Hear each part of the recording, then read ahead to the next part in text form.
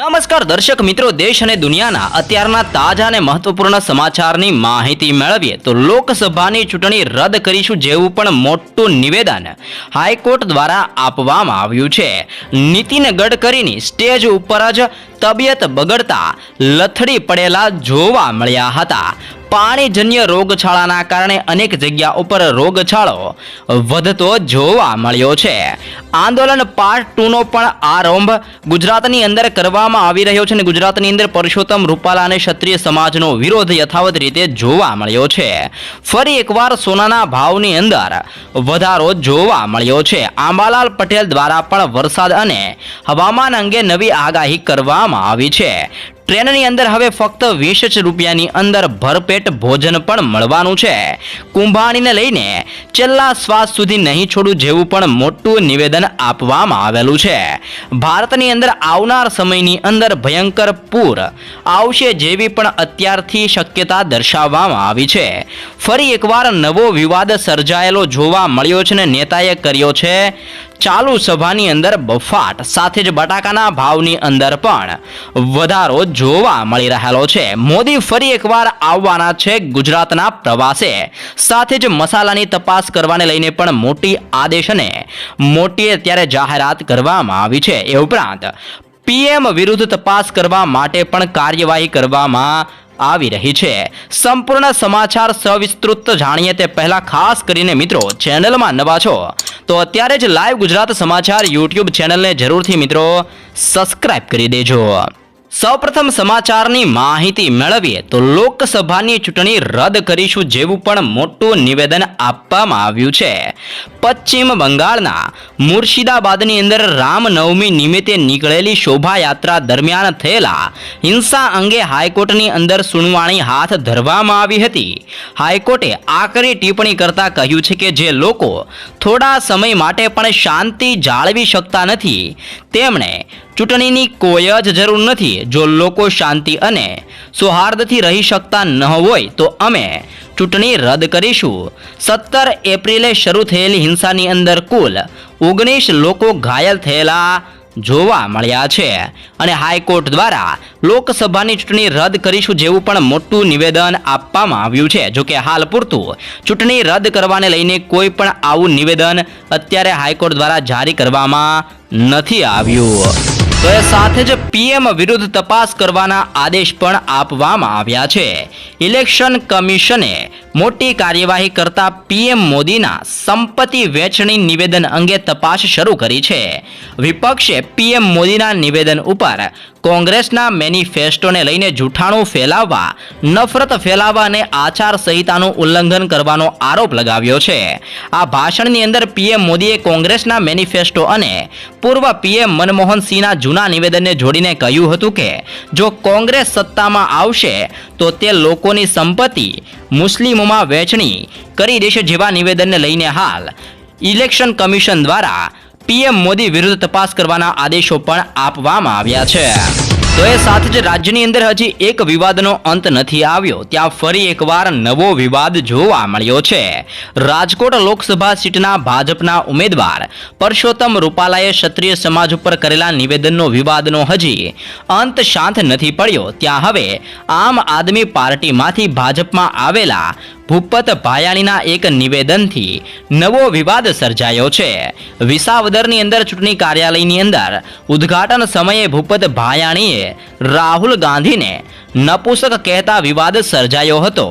રાહુલ ગાંધી ઉપર કરેલા નિવેદન અંગે ભાયાણીએ કહ્યું હતું કે દેશની અંદર વાણી સ્વાતંત્ર્ય છે અને જેને લઈને હાલ ફરી એકવાર નવો વિવાદ સર્જાયેલો પણ જોવા મળ્યો છે. ત્યારબાદના સમાચારમાં આગળ વધીએ તો આંદોલન પાર્ટ 2 નો પણ પ્રારંભ કરવામાં આવ્યો છે. ક્ષત્રિય સમાજ આજથી પાર્ટ 2 આંદોલનનો પ્રારંભ કરશે, જેમાં ધર્મરથ ફેરવી ભાજપ વિરુદ્ધ આક્રોશ ઠાલવવામાં આવશે. રાજકોટ પેલેસ રોડ ઉપર આવેલ આશાપુરા માના મંદિરથી રથનો પ્રારંભ થશે, જેમાં રાજકોટ, વાંકાનેર, જસદણ, જેતપુર, ગોંડલ સહિતના વિસ્તારોની અંદર રથ ફરશે અને ભાજપ વિરુદ્ધ પ્રચાર કરશે. રાજપૂત સંકલન સમિતિના કરણસિંહ છાબડાએ કહ્યું છે કે અમારી કમિટીની સભ્યો કોઈ પણ કેસરીઓ ધારણ કરશે નહીં અને આ વાત બિલકુલ ખોટી છે, એટલે કે કોઈ પણ લોકો કેસરીઓ ધારણ નહીં કરે, આંદોલન ચાલુ જ રહેશે જેવું પણ મોટું નિવેદન કરણસિંહ છાબડા દ્વારા પણ આપવામાં આવી રહ્યું છે. અને ગુજરાતની અંદર પરસોત્તમ રૂપાલા અને ક્ષત્રિય સમાજ વચ્ચે થયેલા વિવાદ હજી પણ યથાવત રીતે તીવ્ર અને ઉગ્ર બનતો જોવા મળ્યો છે. તો એ સાથે જ પીએમ મોદી ફરી એકવાર આવશે ગુજરાત. પીએમ મોદી ફરી ગુજરાત આવવાના છે. 1 મેના રોજ ગુજરાતની અંદર સ્થાપના દિવસ છે ને ત્યારે પીએમ મોદી દાહોદ અને પંચમહાલના ભાજપ ઉમેદવાર માટે પ્રચાર કરશે. લીમખેડાની અંદર તેઓ ચૂંટણી સભા સંબોધશે. મોદી પંચમહાલ લોકસભાના ઉમેદવાર રાજપાલસિંહ જાદવ અને દાહોદ લોકસભાના ઉમેદવાર જસવંતસિંહ ભાભોર સાથે ચૂંટણી પ્રચાર કરશે. આ કાર્યક્રમને લઈને જિલ્લા ભાજપ અને તંત્ર તૈયારીની અંદર લાગી ગયેલું જોવા મળ્યું છે. ત્યારબાદના સમાચારમાં આગળ વધીએ તો નીતિન ગડકરી સ્ટેજ ઉપર તબિયત લથડતા પડ્યા હતા. મહારાષ્ટ્રની અંદર યતમાલાની અંદર ચૂંટણી રેલી દરમિયાન કેન્દ્રીય મંત્રી નીતિન ગડકરી બેહોશ થઈ ગયા હતા. ભાષણ આપતી વખતે તે અચાનક બેભાન થતા જ હાજર સુરક્ષા કર્મીઓએ તેમને પકડી લીધા હતા અને સારવાર માટે લઈ ગયા હતા. હજુ સુધી આ બાબતે વધુ માહિતી ઉપલબ્ધ થઈ નથી. જોકે તેનું કારણ ડિહાઇડ્રેશન હોવાનું માનવામાં આવી રહ્યું છે. ત્યારબાદના સમાચારમાં આગળ વધીએ તો ફરી એકવાર સોનાના ભાવની અંદર વધારો જોવા મળ્યો છે. ગઈકાલે સોનાના ભાવની અંદર ધરખમ ઘટાડો નોંધાયો હતો, તો આજે ફરી એકવાર સોનાના ભાવની અંદર વધારો જોવા મળ્યો છે અને 24 કેરેટ 10 ગ્રામ સોનાનો ભાવ ₹490 ને વધીને અત્યારે 72,650 રૂપિયા ઉપર 24 કેરેટ 10 ગ્રામ સોનાનો ભાવ જોવા મળ્યો છે. 22 કેરેટ 10 ગ્રામ સોનાના ભાવની અંદર પણ 450 રૂપિયાના વધારા સાથે અત્યારે 22 કેરેટ 10 ગ્રામ સોનું 66,600 રૂપિયાએ પહોંચેલું જોવા મળ્યું છે. તો ચાંદીના ભાવની અંદર પણ 100 રૂપિયાનો ઘટાડો જોવા મળ્યો છે અને અત્યારે 1 કિલો ચાંદીનો ભાવ 82,900 રૂપિયા પ્રતિ કિલો અત્યારે ચાલી રહેલું જોવા મળ્યું છે. અને નિષ્ણાંતોના મતે હજુ પણ સોનાના ભાવની અંદર વધારા થવાની પૂરેપૂરી શક્યતાઓ જોવા મળી રહી છે. તો એ સાથે જ હવામાનના નિષ્ણાંત આંબાલાલ પટેલ દ્વારા પણ ફરી એકવાર નવી આગાહી કરવામાં આવી છે. હવામાનના નિષ્ણાંત આંબાલાલ પટેલ દ્વારા આગાહી કરવામાં આવી છે કે રાજ્યની અંદર ગરમીના પ્રમાણની અંદર વધારો થશે. આણંદ તેમજ વડોદરાની અંદર 44 ડિગ્રી સુધીનું તાપમાન પણ જોવા મળી શકે છે. સૌરાષ્ટ્ર અને કચ્છના ભાગોની અંદર 40 ડિગ્રીથી લઈને 41 ડિગ્રી ગરમી રહે તેવી પણ શક્યતા દર્શાવવામાં આવી છે. જો કે 26 થી લઈને 28 એપ્રિલ દરમિયાન રાજ્યની અંદર વાદળ છવાયું વાતાવરણ જોવા મળવાનું છે. 10 થી લઈને 14 મે દરમિયાન રાજ્યની અંદર આંધી વંટોળ સાથે રાજ્યના વિવિધ ભાગોની અંદર વરસાદ થવાની શક્યતા પણ હવામાનના નિષ્ણાંત આંબાલાલ પટેલ દ્વારા દર્શાવવામાં આવી છે. 8 જૂનથી સમુદ્રની અંદર સિસ્ટમની હલચલ શરૂ થશે જેવી પણ મોટી આગાહી આંબાલાલ પટેલ દ્વારા કરવામાં આવી છે. તો એ ઉપરાંત રાજ્યની અંદર પાણીજન્ય રોગોની અંદર વધારો થતો જોવા મળ્યો છે. અહેમદાબાદની અંદર પાણીજન્ય રોગચાળો ઝડપથી ફેલાઈ રહ્યો છે. 20 એપ્રિલ સુધીની અંદર ઝાડા ઉલટીના 1044 કેસ, ટાઇફોઇડના 230 કેસ, કમળાના 114 કેસ અને કોલેરાના 13 જેટલા કેસ નોંધાઈ આવ્યા છે.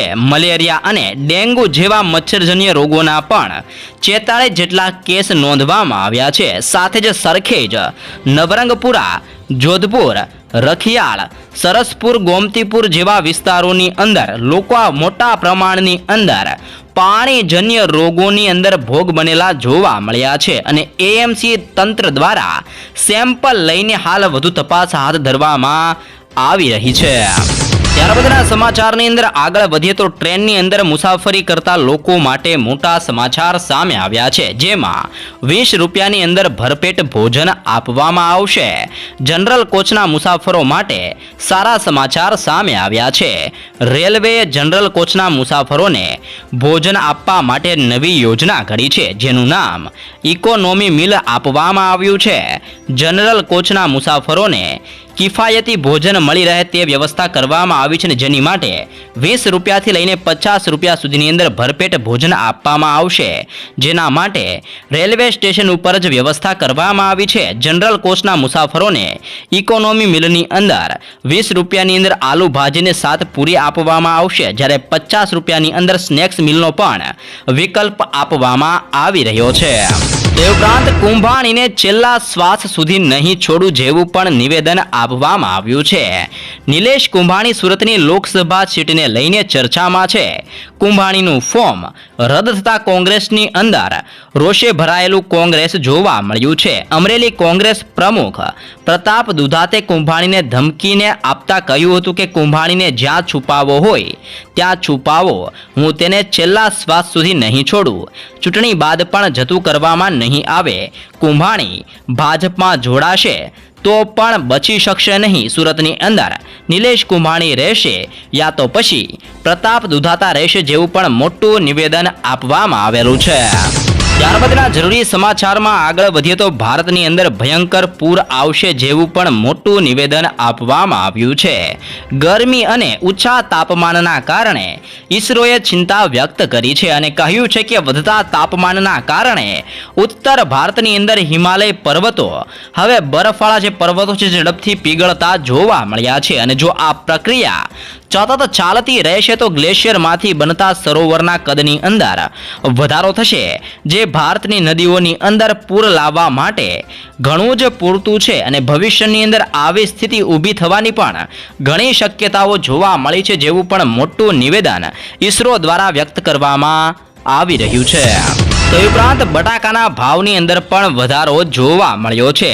દરેક ઘરની અંદર સામાન્ય રીતે જોવા મળતા બટાકાના ભાવની અંદર વધારો થતા ગૃહિણીઓની અંદર ચિંતા વધી ગઈ છે. જથ્થાબંધ બજારની અંદર બટેકા ₹30 કિલોએ અને છૂટક બજારની અંદર 40 રૂપિયા પ્રતિ કિલોએ બટાકા પહોંચી ગયા છે. વેપારીઓના મતે આ સિઝનની અંદર બટાકાની આવક ખૂબ જ ઓછા પ્રમાણની અંદર થઈ હોવાથી ભાવ વધારો જોવા મળ્યો છે અને તાજેતરની અંદર જ ડુંગળી અને લસણના ભાવ વધવાથી પણ સામાન્ય લોકો ઉપર ગંભીર અસર જોવા મળી રહી છે. ત્યારબાદના મહત્વપૂર્ણ સમાચારની અંદર આગળ વધીએ તો મસાલાની તપાસ કરવાના આદેશો આપવામાં આવ્યા છે.